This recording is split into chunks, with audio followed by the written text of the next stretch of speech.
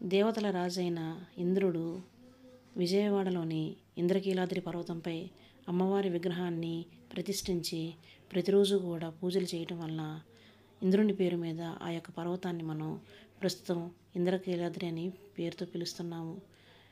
ఇంద్రుడు ఆ రకంగా అమ్మవారిని కనకదుర్గాదేవిని ప్రతిష్ఠించాడని ప్రతీతి. ఇంద్రుని యొక్క కుమారుడైన అర్జునుడు కూడా ఈ యొక్క ఇంద్రకీలాద్రి పర్వతంపై తపస్సు చేసి శివుని మెప్పించి ఒక అస్త్రాన్ని పొందుతాడు.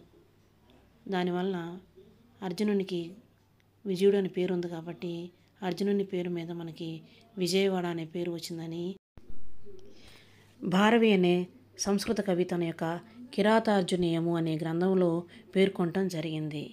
కర్ణుడు అర్జునుడు సోదరులైనప్పటికీ కూడా వారు యుద్ధంలో తారసపడితే కర్ణుడిని గెలిచేందుకు తనకు ఒక దివ్య అస్త్రం కావాలని అర్జునుడు భావించి శివుని గురించి తపస్సు చేయడానికి ఈ యొక్క పర్వతాన్ని శ్రేష్టమైనదిగా భావించి అతడు తపస్సు చేయడం కోసం ఈ యొక్క పర్వతాన్ని చేరుకుంటాడు. పాశుపతాస్త్రం కోసం అర్జునుడి యొక్క కొండపై తపస్సు చేయటాన్ని గ్రహించిన శివుడు అర్జునుని యొక్క అర్హతలు అతని యొక్క శక్తి సామర్థ్యాలను పరీక్షించడం కోసం నిర్ణయించుకుంటాడు. అందువల్ల ఆయన ఒక బోయవాని వేషంలో అర్జునుడు తపస్సు చేస్తున్న ప్రదేశానికి చేరుకోవాలని నిర్ణయించుకొని పార్వతీదేవి సమేతంగా కైలాసం నుంచి దిగి ఈ యొక్క ఇంద్రకీలాద్రి పర్వతం మీదకి వచ్చి ఒక బోయవాని రూపంలో అర్జునుడు తపస్సు చేస్తున్న ప్రదేశంలో ఒక అడవి పందిని ప్రవేశపెట్టి అది అరుస్తూ ఉండగా అర్జునుని యొక్క తపస్సుకు భంగం కలిగేటట్లు చేస్తాడు. అప్పుడు అర్జునుడు తపస్సు భంగం కలిగిన వాడే కోపంతో బాణంతో ఆ యొక్క పందిని కొట్టడం జరుగుతుంది. అదే సమయాన కిరాతుని రూపంలో ఉన్న మహాశివుడు కూడా ఆ పందిపై బాణప్రయోగం చేయటం వల్ల ఆ పంది అక్కడికి మరణిస్తుంది. వేట నాది నాది అంటూ ఇరువురు కూడా తలపట్టడం జరుగుతుంది. ముందు బాహాబాహి యుద్ధం చేసుకొని ఆ తర్వాత విల్లంబులతో యుద్ధం చేయటం మొదలు పెడతారు. ఇద్దరు నువ్వా నేనా అనే రీతిలో ఘోరంగా యుద్ధం చేయడం జరుగుతుంది. అప్పుడు శివుని యొక్క ధాటికి అర్జునుడు తాళలేక తన వద్ద ఉన్న బాణంతో శివునిపై దాడి చేస్తాడు.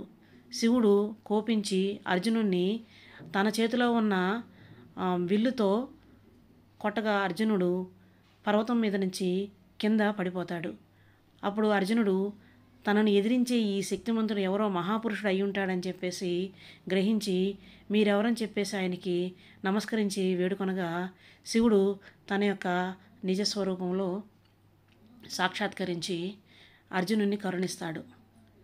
ఆ రకంగా అర్జునుడు శివ సాక్షాత్కారాన్ని పొంది ఎంతో ప్రార్థించి తనకు ఒక దివ్యాస్త్రాన్ని కర్ణుని గెలవడానికి ఇవ్వవలసిందిగా ప్రార్థిస్తాడు. శివుడు తన యొక్క పాశుపతాస్త్రాన్ని అర్జునునికి చూపించి అది ఎంతటి శక్తివంతమైందో వివరించి అతనికి ఆ యొక్క అస్త్రాన్ని బహుకరిస్తాడు. అర్జునుడు కృతజ్ఞతగా శివునికి ప్రణమిల్లి ఆయన ఎన్నో విధాలుగా స్తుతించి తను అస్త్రాన్ని తీసుకొని తిరిగి తన యొక్క రాజ్యానికి వెడలిపోతాడు.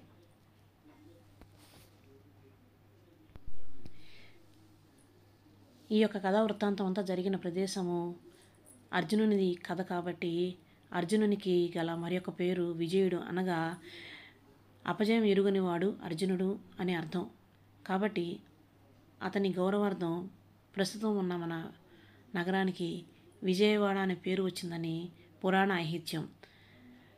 ఇది కాకుండా విజయవాడకు బెజవాడ అనే ఒక పేరు కూడా ఉంది.